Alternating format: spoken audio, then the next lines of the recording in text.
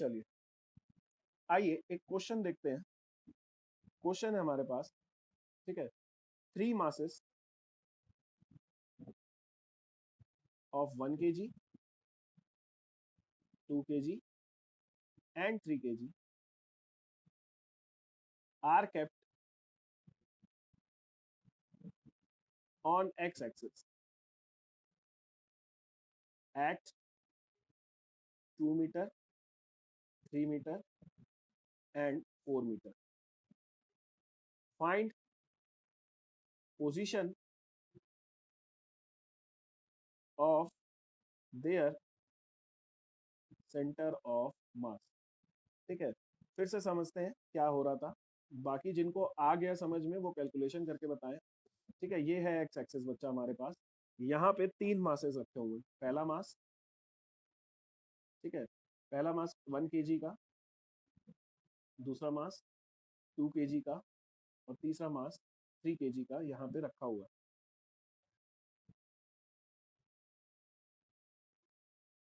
अब कह रहा है कि यहाँ से यहाँ तक की दूरी है 2 मीटर, यहाँ से यहाँ तक की दूरी है 3 मीटर और यहाँ से यहाँ तक की दूरी है 4 मीटर। क्वेश्चन पूछ रहा है कि अगर इन तीनों मास को एक साथ हटा के, देखो कहीं ना कहीं अगर ये पूरा सिस्टम है, ये 3 मास है 1 2 3, इन तीनों मासेस को कहीं पे हमें अगर बैलेंस करना है, मतलब मान लो इन तीनों मासेस को हटा के हमें एक मास रखना है, एक मास रखना है, तो वो उसका डिस्टेंस कितना होना चाहिए, यानी कि उसकी सेंटर ऑफ मास उसी को बोलते हैं जहां पे पूरा सिस्टम का मास एग्जिस्ट करे। पूरे सिस्टम का मास कितना हो जाएगा, 1 2 3 3 3 6, पूरे सिस्टम का मास 6 किलो। ऐसा कौन सा पॉइंट होगा जहां पे हम उंगली लगाएं या फिर बैलेंस करें, वहां पे ये तीनों मासेस बैलेंस हो जाए। ठीक है, सो वो पॉइंट ढूंढना है। उस पॉइंट ढूंढने का फॉर्मूला होता है हमारे पास।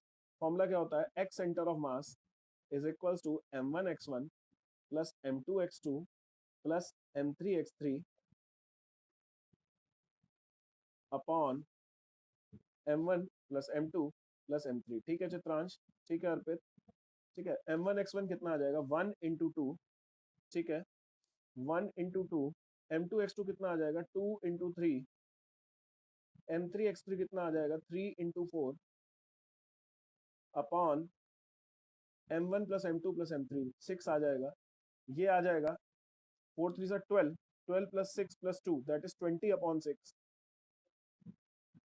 3.33 आ जाएगा। यानी कि इस पूरे सिस्टम में आप यहाँ पे बैलेंस कर दोगे। यहाँ पे आप पूरे सिस्टम का, अगर मान लो ये 3 ऑब्जेक्ट होती और एक पेन से जोड़ देते, ये 3 ऑब्जेक्ट होती और इसे पेन से जोड़ देते। मान लो ये पेन है, यहाँ पे एक ऑब्जेक्ट रखिए, यहाँ पे रखिए, यहाँ पे रखिए, 3 ऑब्जेक्ट होती और आप इसको एक पेन से जोड़ देते। मान लो ये 3 ऑब्जेक्ट है, ठीक है, पहली ऑब्जेक्ट यहाँ पे है, दूसरी ऑब्जेक्ट यहाँ पे है और तीसरी ऑब्जेक्ट यहाँ पे है। और अगर आपको इन तीनों ऑब्जेक्ट को बैलेंस करना होता तो आप यहाँ पे, यहाँ से 3.3 यानी कि यहाँ पे आप फोर्स लगा, मतलब बैलेंस करके आप इसको पकड़ सकते थे। ठीक है, सो अभी भी थोड़ा सा कम समझ में आया होगा बच्चों को, बाकी जो स्टार्टिंग से देख रहे हैं उनको तो आ ही गया है। सो आगे से देखते हैं, इसको फिर से समझते हैं। ठीक है, ये क्वेश्चन समझ में आ गया होगा। अंशिका, आप लोगों का मैसेज नहीं आया, जल्दी जल्दी मैसेज करके बताइएगा, ठीक है, कि क्या सीन है, आंसर आ गया, क्वेश्चन समझ में आ गया कि नहीं आया, क्या हुआ। ठीक है, सो अगला क्वेश्चन देखते हैं। सो ठीक है, शिवम पाल आप लोग बताइए, जल्दी से देखिएगा। और ठीक है, सो आगे देखते हैं और इसको फिर समझते हैं। ठीक है, क्वेश्चन है हमारे पास, क्वेश्चन है हमारे पास, ठीक, क्वेश्चन क्या है, 5 मासेस, मान लो ऐसे लिखना है, 2 masses of 5 kg and 8 kg are kept at x is equals to 2 centimeter and x is equals to मान लो यहाँ पे p centimetre, find value of p, find value of p such that center of mass lie on origin। ठीक है, आपको p की value बतानी है ताकि आपको पता चले कि सेंटर ऑफ मास कहाँ लाई कर रहा है, ओरिजिन पे लाई कर रहा है। ठीक है, चलिए m1 की वैल्यू दे रखी है, m2 की वैल्यू दे रखी है, x1 की वैल्यू दे रखी है। ठीक है, सेंटीमीटर में ही रख लेंगे सब कुछ। x2 की वैल्यू दे रखी है और x सेंटर ऑफ मास दे रखा है। फॉर्मूला आपके पास होता है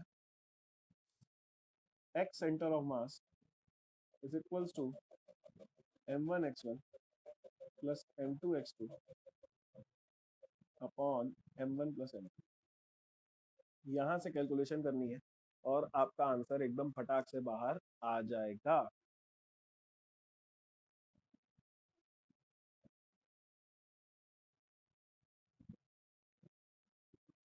ठीक है, p की वैल्यू आएगी -1.25, अर्पित ने बताया है, बाकी बच्चे बताएं।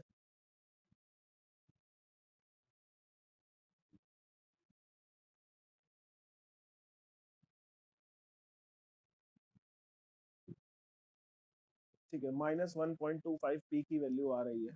वैल्यूज रख लीजिएगा, सॉल्व कर लीजिएगा। ठीक है, एक क्वेश्चन और लिखते हैं, उसको देखते हैं, फिर आगे बढ़ते हैं। ठीक है, -1.25 आ रही है। ठीक है, सो नेक्स्ट क्वेश्चन देखते हैं। ठीक, देखो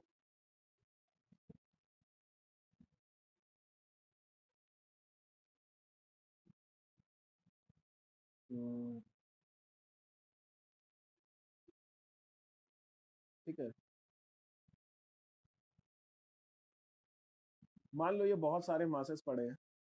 ये पड़ा था 2 मीटर पे, ये पड़ा है 4 मीटर पे, ये पड़ा है 1 मीटर पे, ये पड़ा है 5 मीटर पे, ये पड़ा है 3 मीटर पे। और 3 नहीं, इसको भी 2 ले लेते हैं। ठीक है, इसका मास है 2 kg, 4 kg, 5 kg, 5 kg, 6 kg, 7 kg। हम चाहते हैं ये सब एक्स एक्सिस पे एक साथ पड़े। ठीक है, हमने ऊपर नीचे बना दिए ताकि आपको देखने में कोई दिक्कत ना हो। ये सब एक्स एक्सिस पे एक साथ पड़े हैं। आपको पूछ रहा है कि सेंटर ऑफ मास बताओ। हम चाहते हैं सेंटर ऑफ मास, पता है क्या होता है कि अगर इन सभी मासेस को जोड़ दिया जाए, 2 4 6, 6 5 10, 6 5 11, 11 6 17, 17 7 24, तो 24 किलो का वजन ओरिजिन से कितनी दूर रखा जाए ताकि इन सब के बराबर उसकी सारी प्रॉपर्टीज हो। ठीक है, तो कुल मिला के इन सभी मासेस को हटा के एक मास बना सकते हैं। वो एक मास कितनी दूरी पे होगा ये पूछा गया। ठीक है, तो क्वेश्चन बहुत आसान है, फिर से वही काम करना है हमें। काम क्या करना है, x centre of mass is equals to m1 x1 plus m2 x2 plus m3 x3 dash dash dash, जितनी बारी चाहो उतना कर लो, upon m1 plus m2 plus m3 and so on. चलिए जल्दी से सॉल्व करके इसका आंसर बताना स्टार्ट करिएगा। ठीक है, देखते हैं इस क्वेश्चन को कैसे सॉल्व करना है। 2 मासेस है, 8 kg और 6 kg। इन दोनों मासेस को ऐसे देखो, ये एक मास है, ये पूरा पेन है, यहाँ पे एक मास है, यहाँ पे एक मास है, 10 मीटर की दूरी है। बीच में कहाँ पे आप सपोर्ट लगाओगे ताकि ये पूरा पेन बैलेंस्ड हो जाए। ठीक है, सो यहाँ पे देखते हैं इसको कैसे बैलेंस किया जाएगा। ठीक है, देखते हैं इसको कैसे बैलेंस किया जाए। क्वेश्चन करना बहुत आसान है, आप कुछ मत करो। आप 6 kg वाले मास को उठा के ओरिजिन पे रख दो। कहाँ रख दो, ओरिजिन पे रख दो। ये 6 kg वाला मास कहाँ रख दिया, और 10 kg वाला मास कहाँ चला जाएगा, 8 kg वाला मास कहाँ पे आ जाएगा, x इज इक्वल्स टू 10 पे। इसके लिए x की वैल्यू क्या है, 0 है, तो इनका सेंटर ऑफ मास यहाँ कहीं आएगा। निकाल लेते हैं, बहुत आसान है। x centre of mass is equals to m1 x1 plus m2 x2 upon m1 plus m2। m1 x1 6 into 0, m2 x2 8 into 10, upon m1 plus m2, 6 plus 8, तो ये 6 जीरो सा 0, 8 10 सा 80, 6 प्लस 8 14, ये आ जाएगा 80 अपॉन 14, यानी कि 40 अपॉन 7, यानी कि 5 सा 0.71 सा, यानी कि यहाँ से 5.7 की दूरी पे, यहाँ से कितनी दूरी पे, 5.71 की दूरी पे आपको सपोर्ट लगाना पड़ेगा। बेटा कभी आपने ट्रेन्स वगैरह देखी है, मेट्रो वगैरह ब्रिजेस पे चलती है, देखो होगा लंबे लंबे ब्रिजेस होते हैं, यहाँ पे स्टेशन बना दिया, यहाँ पे स्टेशन बना दिया, तो तुम्हें क्या लगता है कि वो लोग बीच में कहीं पे भी सपोर्ट लगा देते हैं? कभी देखा जमीन पे सपोर्ट लगा है? ये लंबे लंबे ब्रिजेस जा रहे हैं, जमीन पे सपोर्ट लगा देते हैं इस तरीके से, ताकि ये ब्रिज पूरा टंगा रहे। तो ये सपोर्ट पता है कहाँ पे लगाया जाता है? ये सेंटर ऑफ मास पे लगाया जाता है। पूरे सिस्टम का वेट यहीं पे आ रहा है, तो इसको बैलेंस करने के लिए यहीं पे ब्रिज लगाया जाता है। जैसे मान लो यहाँ पे एक मेट्रो स्टेशन है जो कि इतना भारी है, एक स्टेशन दूसरा इतना भारी है, तो बीच में सपोर्ट कहाँ पे लगाया जाएगा? इसी तरह कभी आपने देखा है ब्रिजेस, कोई भी ब्रिज होता है उसके नीचे सपोर्ट होता है, तो वो भी सेंटर ऑफ मास पे ही लगाया जाता है। तो बात सेंटर ऑफ मास जो है वो बहुत इंपॉर्टेंट है हमारे लिए। क्या ये क्वेश्चन समझ में आ गया? ठीक है, अगर ये क्वेश्चन समझ में आ गया तो अगला क्वेश्चन देखो, अगला क्वेश्चन देखो, ये मास m है, ये मास 8 kg है, इन दोनों के बीच का क्वेश्चन देख लीजिए।